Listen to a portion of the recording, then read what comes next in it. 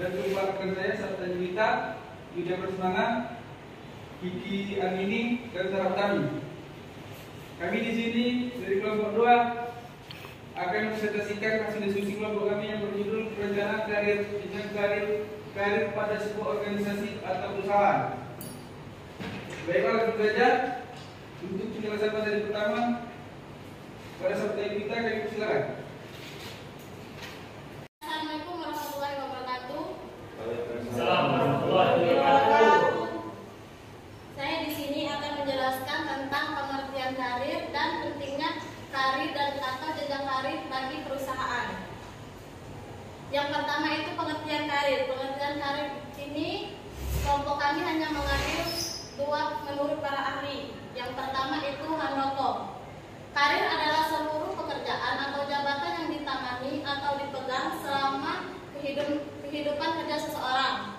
Sedangkan Dessler, karir adalah serangkaian posisi yang berhubungan dengan pekerjaan, entah dibayar atau tidak, yang membantu seseorang bertumbuh dalam keterampilan, keberhasilan, dan kebutuhan kerja. Dari menurut kedua para ahli tersebut, kelompok kami menyimpulkan bahwa karir adalah pola dari pekerjaan.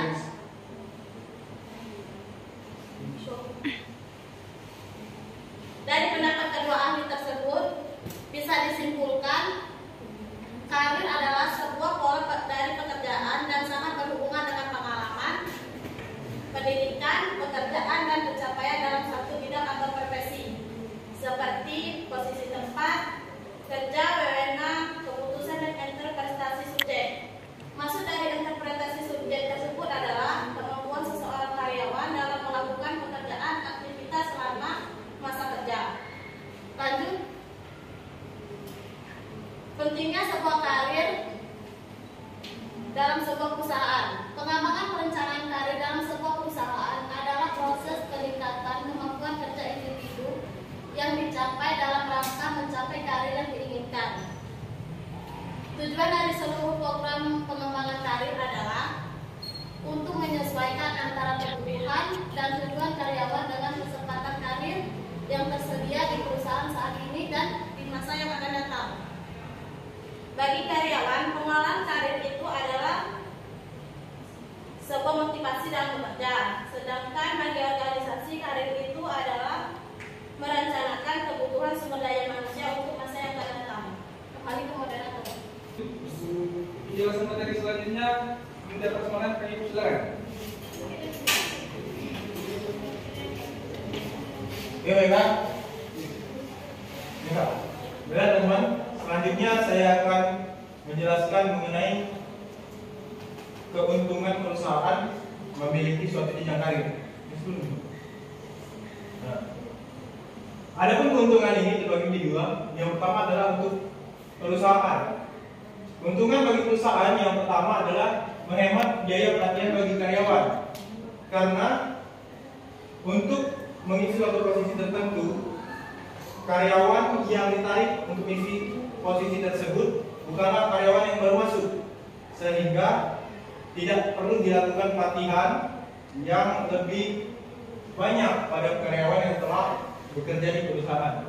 Yang kedua, dapat meningkatkan fokus pada bisnis. Maksudnya di sini adalah perusahaan itu bisa melepaskan suatu karyawan mengisi posisi tersebut, sehingga karyawan dapat fokus pada bisnis daripada terus berfokus pada sumber daya manusia. Kemudian yang ketiga, mengurangi perekrutan. Nah, mengurangi perekrutan ini berhubungan dengan menghemat biaya, karena dengan merekrut karyawan baru, biaya yang dikeluarkan perusahaan itu akan semakin besar. Karena dari itu, dengan adanya suatu jenjang karir, biaya untuk melakukan pelatihan dan juga melakukan penambahan karyawan baru itu dapat ditekan. Kemudian untuk bagi karyawan, yang pertama itu adalah menambah keterampilan. Mengapa menambah keterampilan? Bagi suatu perusahaan yang memiliki jenjang karir, otomatis karyawannya akan memiliki motivasi untuk mengembangkan diri, sehingga bisa naik jabatan dan juga mendapatkan keterampilan yang baru. Kemudian yang kedua, karyawan akan lebih mudah berkembang. karena karyawan itu tidak berada dalam suatu posisi dalam waktu dan kurun waktu yang lama, sehingga perkembangan kompetensi karyawan itu akan menjadi semakin lebih baik. Dan yang ketiga, dapat memperluas sayap menjadi pengusaha bagi karyawan, karena seorang karyawan pasti sudah memiliki keterampilan dan juga ilmu yang cukup untuk menjadi seorang pengusaha, tidak hanya menjadi seorang karyawan terus menerus. Bagi perusahaan yang tidak memiliki jenjang karir, yang pertama, bagi perusahaan beresiko ketergantungan. Maksudnya ketergantungan di sini adalah seandainya tidak memiliki jenjang karir, perusahaan akan bergantung pada satu orang karyawan, sehingga ketika karyawan tersebut resign atau berhenti, tidak ada yang dapat mengisi posisi yang ditinggalkan oleh karyawan tersebut. Kemudian yang kedua, kontrak kerja biasanya pendek.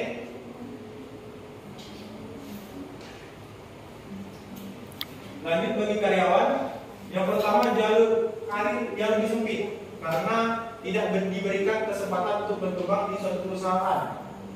Seorang karyawan akan stuck di posisinya tanpa mendapatkan perkembangan. Yang kedua, kesejahteraan tidak diperhatikan. Dan yang terakhir, penghasilan tidak pasti. Manfaat dan tujuan dalam perencanaan karir. Yang pertama, meluruskan strategi dan syarat-syarat karyawan internal. Yang kedua, mengembangkan karyawan yang dapat dipromosikan. Maksudnya dipromosikan adalah untuk kenaikan jabatan. Yang ketiga, memudahkan penempatan ke luar negeri. Maksud di sini adalah ke luar negeri atau dinas luar. Ketika satu perusahaan meninggalkan job desk dari perusahaan, ada karyawan yang lain yang memiliki kompetensi yang sama untuk mengisi posisi tersebut, sementara karyawan tersebut pergi ke luar negeri atau dinas luar. Dan yang terakhir, membantu di dalam keanekaragaman tenaga kerja. Dalam hal ini, tenaga kerja itu tidak difokuskan terhadap satu orang saja, tetapi karyawan yang lain akan termotivasi untuk mengisi suatu job desk dalam perusahaan.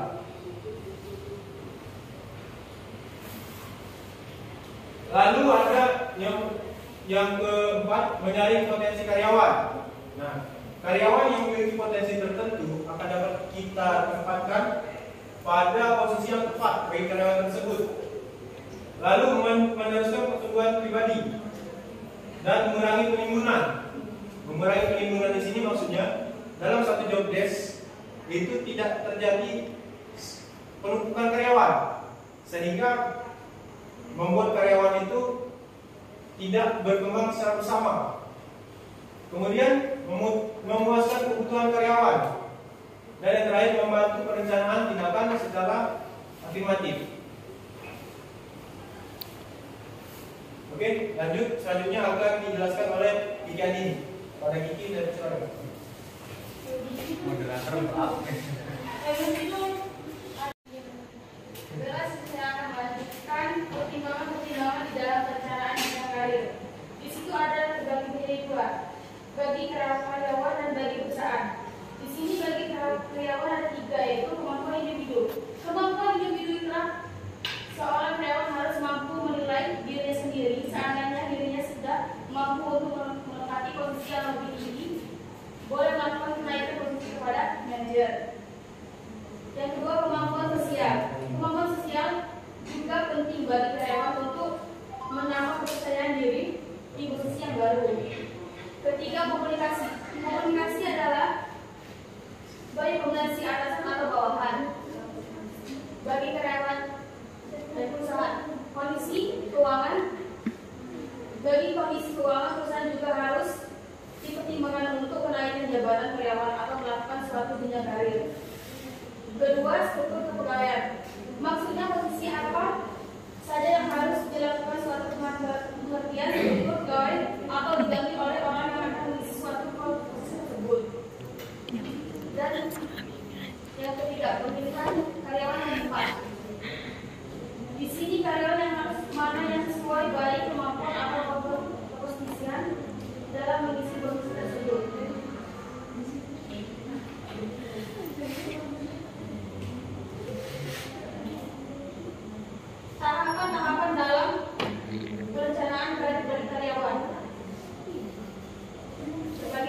4. Yang pertama, fase awal adalah fase yang menekankan pada perhatian untuk memperoleh jaminan terpenuhi kebutuhan dalam tahun awal pekerjaan. Yang kedua, fase lanjutan, yaitu fase pertimbangan jaminan keamanan sudah mulai berkurang akan tetapi masih lebih menitik beratkan pada pencapaian harga diri dan kebebasan.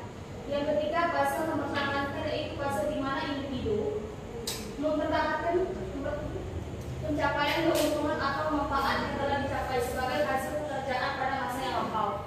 Yang keempat yaitu fase pensiun, yaitu individu telah melampaui suatu karakter yang diharapkan dan akan berpindah ke karir yang akan sepanjang masih memiliki tenaga dan kemampuan. Kembali ke moderator.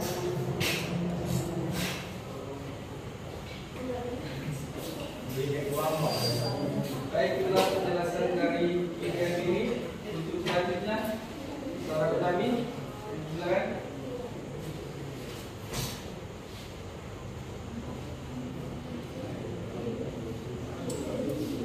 Oke, baiklah, di sini saya akan melanjutkan materi karir saya, yaitu faktor-faktor yang mempengaruhi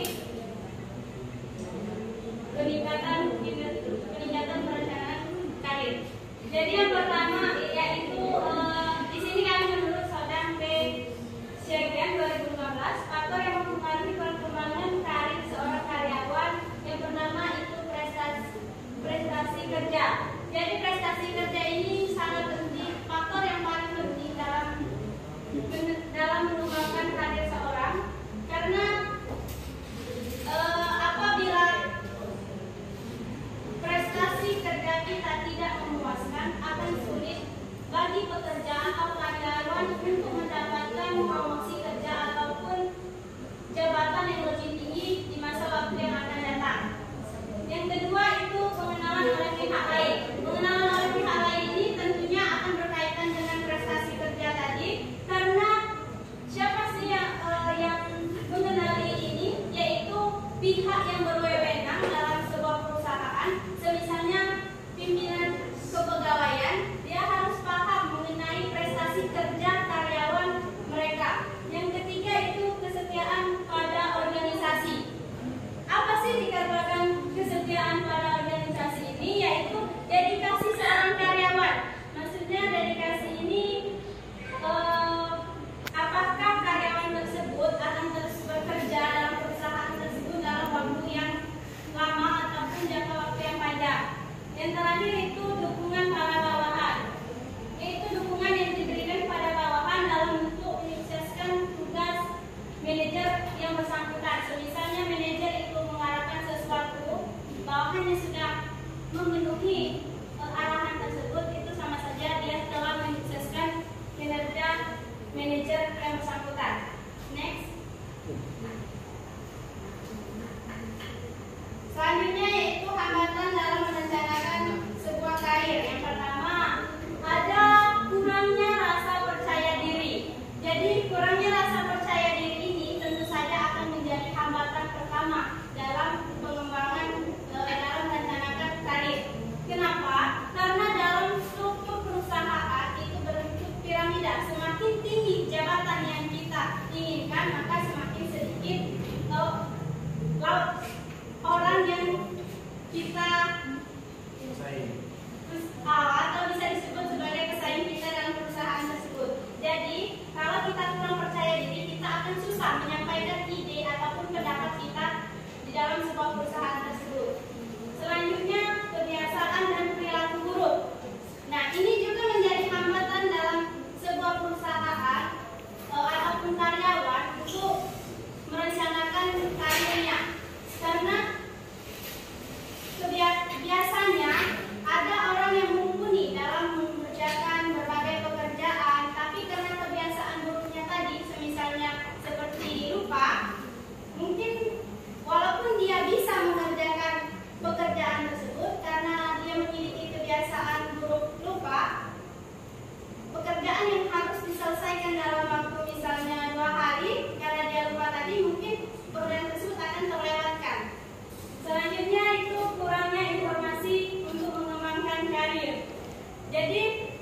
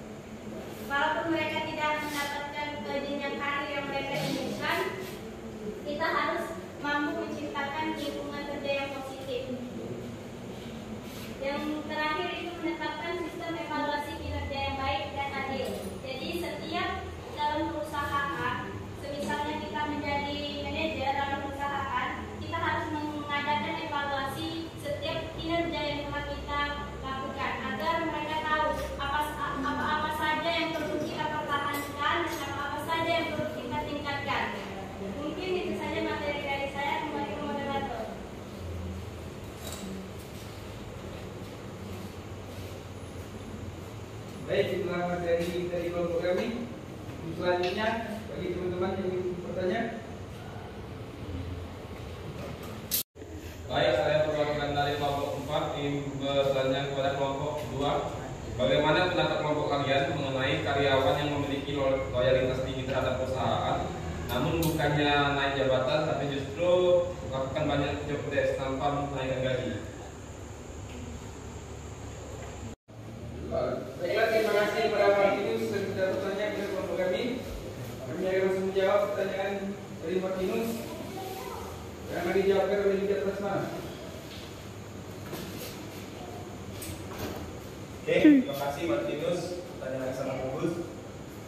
Pertanyaannya tadi, bagaimana jika karyawan telah memberikan loyalitas kepada perusahaan, tetapi bukannya naik gaji atau naik jabatan, justru malah bertambah banyak job desk. Yang pertama yang harus dilakukan adalah melakukan banding terhadap manajer. Bagaimana kontrak awal pekerjaan apa yang menjadi tanggung jawab karyawan tersebut? Karena kita bekerja di perusahaan itu ada hak dan kewajiban. Seandainya kewajiban sudah kita lakukan, tetapi hak yang kita dapatkan tidak sesuai, itu menjadi suatu pertanyaan kepada perusahaan. Dan yang kedua, lakukan saja pekerjaan yang menjadi tanggung jawab kita. Karena ketika kita sudah memberikan loyalitas tetapi tidak dihargai, itu artinya loyalitas kita terhadap perusahaan itu sia-sia. Itu saja jawaban dari saya. Jika ada teman-teman yang ingin menambahkan, silakan. Baik, pada Martinus, apakah sudah jelas? Terima kasih Yuda, sangat jelas dan sangat perinci. Bagi teman-teman yang ada yang menambahkan, silakan.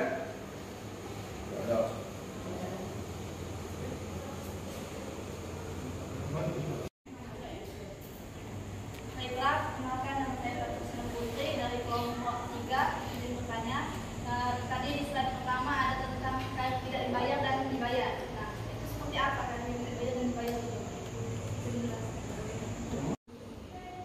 Baik, selanjutnya pertanyaan dari Patricia, perwakilan kelompok 3, yang akan dijawabkan oleh Sarah Utami. Soalnya kami persilakan. Oke, baiklah, di sini saya akan menjawab pertanyaan Patricia, yaitu karir yang dibayar dan karir yang tidak dibayar.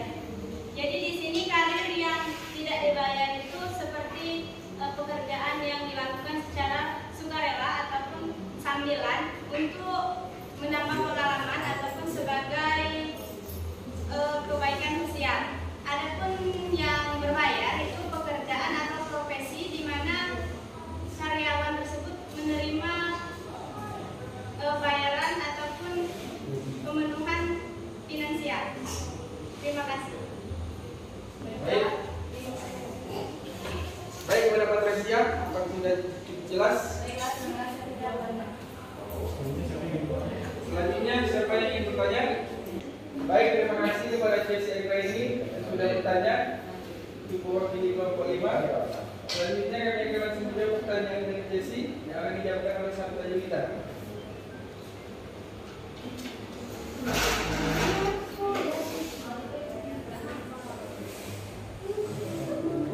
Baiklah, saya akan menjawab pertanyaan dari Chelsea.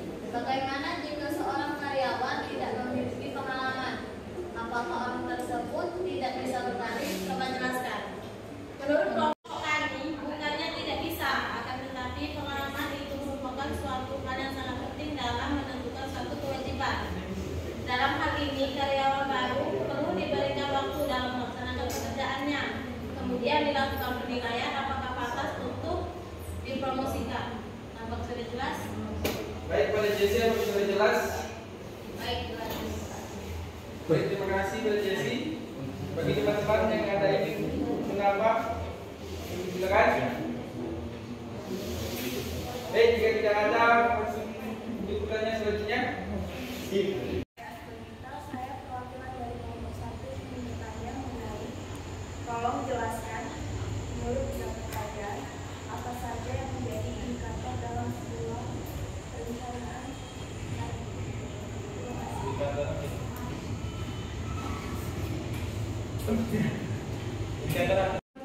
Baik, terima kasih atas pertanyaan dari Asma Juwita dari kelompok 1 yang langsung akan dijawab oleh Kiki Adi. Baiklah, di sini saya akan menjawab pertanyaan dari Asma Juwita. Sebutkan apa saja yang menjadi indikator keberhasilan dalam sebuah perusahaan karir. Di sini ada 8, yaitu yang pertama mengenali bakat, 2 memperhatikan minat, 3 memperhatikan nilai-nilai, 5 memperhatikan kepribadian, 6 kesempatan karir, 7 memperhatikan penampilan karir, 8 memperhatikan daya hidup. Baiklah kepada Asma. Baiklah. Baik, kepada Asma juga, apakah sudah jelas? Baiklah. Oke, terima kasih. Para teman-teman yang ingin menambahkan, baik, itulah presentasi dari kelompok kami. Selanjutnya ada kesimpulan. Kesimpulan, karir maupun jenjang karir merupakan suatu hal yang harus direncanakan dan dilaksanakan dengan tepat, baik oleh perusahaan maupun karyawan itu sendiri, karena berhubungan dengan kenyamanan dan kepuasan karyawan dalam bekerja dan melakukan tanggung jawabnya terhadap perusahaan yang berpengaruh besar pada keberhasilan suatu perusahaan dan organisasi dalam mencapai tujuannya. Baik, terima kasih teman-teman yang sudah kami. Akhir kata, wassalamualaikum warahmatullahi wabarakatuh. Waalaikumsalam.